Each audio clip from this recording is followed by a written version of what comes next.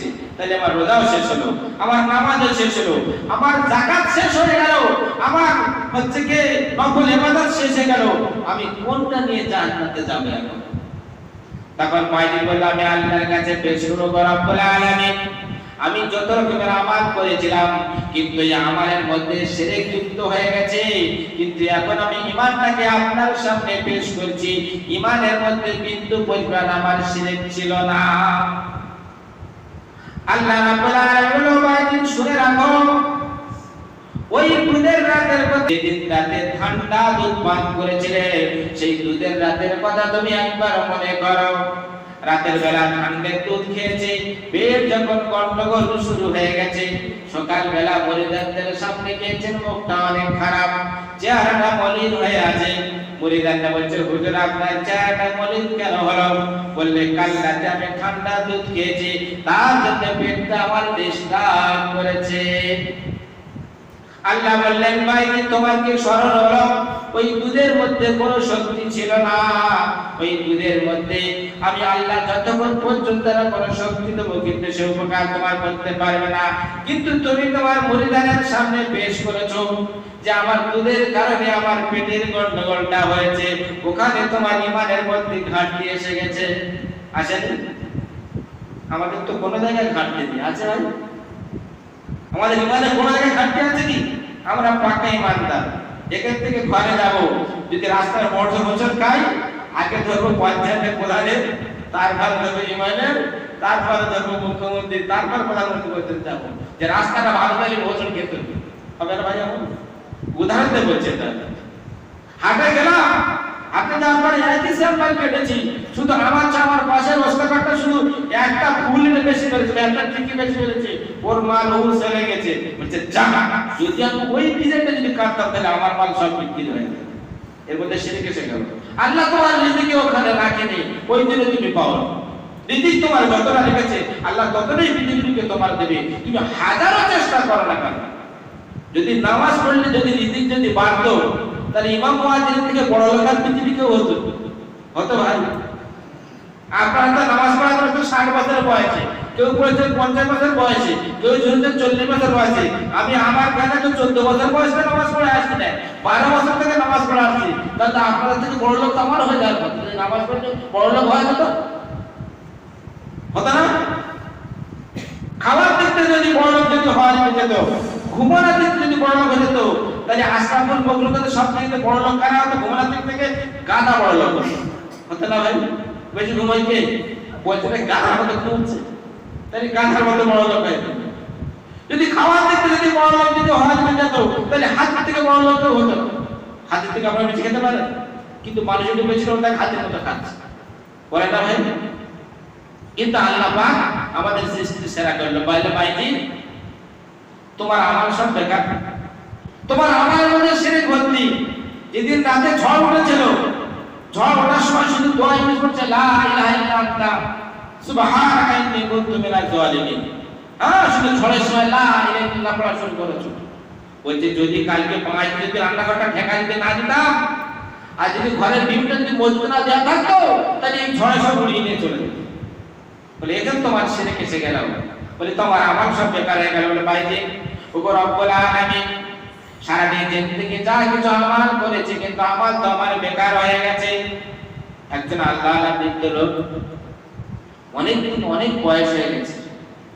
আমার আগেকার জামানায় যে সমস্ত বুড়োরা আছে, যাদের বয়স 80-90 বছর হয়ে গেছে, ওনাদের কাছে যে 10 টাকার মর্যাদা, এখন বর্তমান যারা 14-15 বছর বয়সে ছিল, এদের কাছে সেই 10 টাকার মর্যাদা কি একই হবে? কি ভাই বলুন?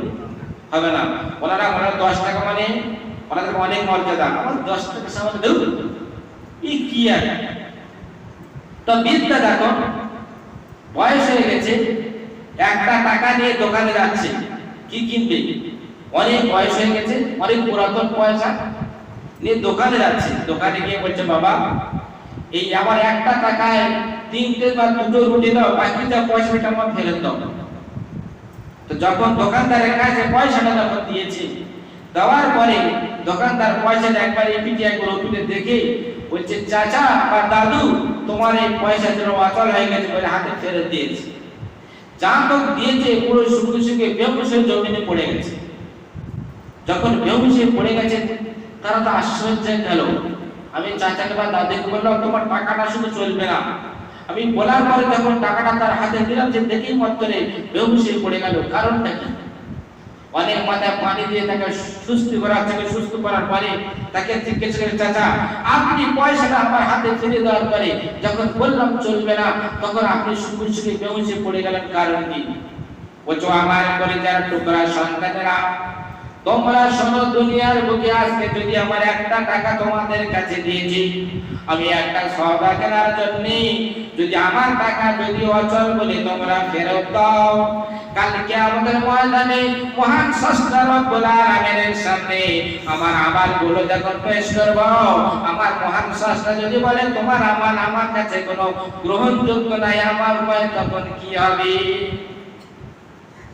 যদি বলে তোমার আমার কাছে গ্রহণযোগ্য নেই কি হবে? বাইরে বাস্তবে রহমাতুল্লাহ আলাইহি দেখলেন আমার নামাজ তো বেকার হয়ে গেছে, আমার হজ বেকার হয়ে গেছে, আমার যাকাত বেকার হয়ে গেছে, আমি কোন দিকে যাব? মহান স্রষ্টা বলে দিলেন শুনে রাখো, ও ভাই একদিন শীতের রাতে তুমি যখন বিছানায় যখন শুয়েছিলে আমার একটা মখলুক বিড়াল বাচ্চা পানি থেকে বেঁধে ঠান্ডার কারণে তোমার বিছানার ভিতরে গিয়ে ঢুকেছিল, তুমি তাকে দেখতে পেয়েছো যে আল্লাহর এই মখলুকটাকে ঠান্ডায় কষ্ট পাচ্ছে, তাকে আরাম দেওয়ার জন্য তুমি তোমার বিছানার মধ্যে দিয়ে লেগের মধ্যে গরমে রেখেছিলে, ওই বিড়ালের বাচ্চাটা তখন হচ্ছে যে তোমার ওই গরমের তাপে সুস্থ হয়ে সবাই ছিল। আল্লাহ পাক ওই মখলুকের ইহসান করার জন্য তোমার সমস্ত আমাদের বাদৌলতে ওর জন্য তোমার জান্নাত নসিব করে দিয়েছে, তুমি আজকে বিনা হিসেবে পাইতে তুমি জান্নাতে চলে যাও। তাই একটা ছোট্ট মখলুকের যদি উপকার করার জন্য যদি ভগবান আল্লাহর বড় ওলি বাইরে বসতে রহমতুল্লাহ জান্নাত যেতে পারে, আমরা হলো আশরাফুল মখলুকাত, আমরা হলো আমার সৃষ্টির সেরা, আমরা মানুষের কি উপকার করতে পারি না? পারে না? বলে কি বলুন কি উপকার করেছে? যদি একটা যদি উপকার যদি করে থাকেন তার পাঁচটা খটকা দিয়ে থাকেন, হয় না ভাই? কিন্তু কাল কিয়ামতের ময়দানে বলবে আল্লাহ আমার পাড়ার একটা গরিব লোক ছিল, সে খেতে পারত না, তার ডাক্তারের চিকিৎসা আমি করেছি, তার ঘর বানিয়ে দিয়েছি, তার মেয়ের বিয়ে দিয়েছি, কিন্তু আমার একটা কাজে যদি দরকার পড়েছিল ওই শালা ডেকেছিলাম আসেনি, তখন কি বলবি? বড় বলবি না? হ্যাঁ, ওকে ডেকেছিলাম আসেনি, ওকে আমি এত সাহায্য করলাম কিন্তু আমার কোনো কাজে আসেনি। আল্লাহ বললেন বান্দা সেদিন তুই কারোর কাছে কিছু বলি নেই, কিন্তু তুই মনে মনে যেটা ভেবেছিলি আজকে তোর সামনে তুলে ধরলাম, তুই একবার দেখে নে। অন্তরে হয় না কারণ? আমার তো হয়, তোমাদের তো কারণ হয় না, হয় ভাই? হয়। বুঝছো আল্লাহ রাব্বুল আলামিন আমি বড় লোক নাই, আমি তোমার কাছে নামাজ পড়েছিলাম, রাতের অন্ধকারে নাই, ঘরে বসে অনেক নামাজ পড়েছি, মসজিদে এসে নামাজ পড়েছি, নফল পড়েছি, আওয়ামের পড়েছি, তাসবিহ পড়েছি, অনেক নামাজ পড়ে তোমার সামনে এসেছি, আবার নামাজের বদৌলতে তুমি একবার আমাকে জান্নাতে দাও। আল্লাহ বলবেন তুই নামাজ অনেক পড়েছি কিন্তু তোর নামাজের মধ্যে বিন্দু পত্রে ইখলাস ছিল না, তোর নামাজের মধ্যে বিন্দু পরিমাণ শুদ্ধ ছিল না, তুই আন্দাতম পড়ে গেছিস, তোর নামাজ আমার কাছে কোনো গ্রহণযোগ্য হবে না, তুই পাঁচ পাখির দলে ভিড়তে পারলি না, তুই এখন চলে যায় শুকুরের দলে। শুকুর যে পোকা মাকড় খেয়ে পচা খেয়ে এসেছিল ওকে ভাগাড়ে ফেলে দেওয়ার জন্য আমি তোকে এখন ভাগাড়ে দেবো, অর্থাৎ জাহান্নামে দেবো, চলে যা। আমরা কিন্তু সেই ভাগাড়ে যাওয়ার লোক নাই, আমরা জান্নাতে যাওয়ার লোক। আমরা সবাই জান্নাতে যেতে ইনশাআল্লাহ। নবীর সুন্নাত আমরা বলি নবীর আশিক, নবীকে ভালোবাসি, বলি না ভাই? আর নবীর আশিক হলে জান্নাতে যাওয়া যাবে, নবীর আশিক না হলে জান্নাতে যাওয়া যাবে না। তা আশিকটার প্রমাণ কি পাওয়া যাবে?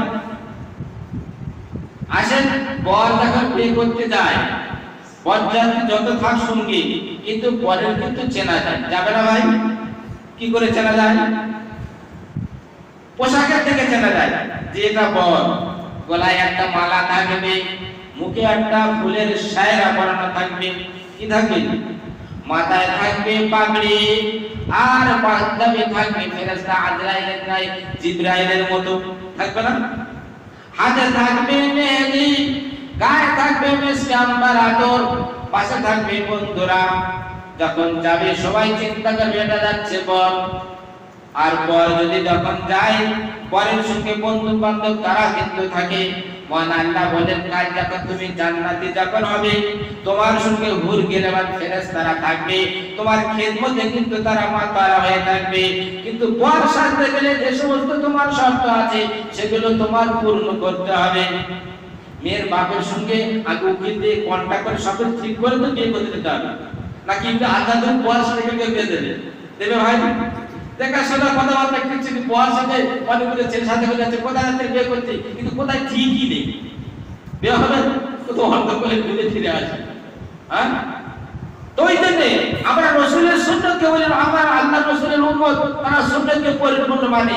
কিন্তু দেখা যায় সুন্নত কিন্তু একটাও পাওয়া যায় না, সুন্নত একটাও পাওয়া যায় না। সেই সুন্নতকে যখন যতক্ষণ না পর্যন্ত আমরা পরিপূর্ণভাবে পাইনি, পরিচিত অনুসরণ করে চলছি, ততক্ষণ পর্যন্ত সেই নবীর উম্মত আমরা কিন্তু পরিপূর্ণ হতে পারবো না। সুন্নতকে পরিপূর্ণ করবো ইনশাআল্লাহ। আমি একটা থেকে সুন্নত শুরু করব।